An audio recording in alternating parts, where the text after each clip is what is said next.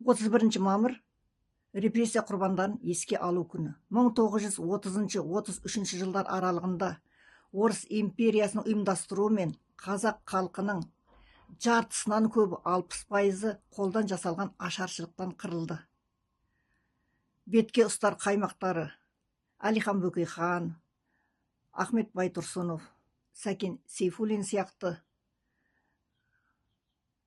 халық үшін күрескен азаматтарымызға жала жабылып атылды. Сол репрессия әлі күнге дейін жалғасуда. Ол кезде Орыс империясының ықпалымен репрессия болған.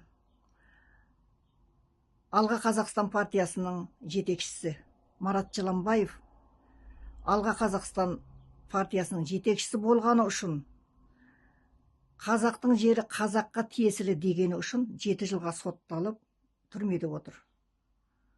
Оның ізін жалғастырып келе жатқан Амангелді Жақин, ол да түрмеге тоғытылды. Әділдік іздеген, шындықты айтқан белсенділер барлығы қудаланып, түрмеге тоғытылып жатыр. Қалғандары қудаланып жүр, үйлерінен аңдып. Міне, осының бәрі репрессия. Ең өкініштісі, осы репрессия қазақтың қолымен жасалынып отыр. Қазақты қазақ соттап жатыр, қазақты қазақ қырып жатыр. Қазаққа қазақ жала жауып, әділдік іздегендерді, шындықты айтқандардың бәрін соттап жатыр. Қылмыскерлер, жемқорлар бостандықта жүр. Әділдік қайда? Міне осының бәрі репрессия. Бірақ өкініштісі, осы репрессияның бәрі қазақтың қолымен жасалынып отыр.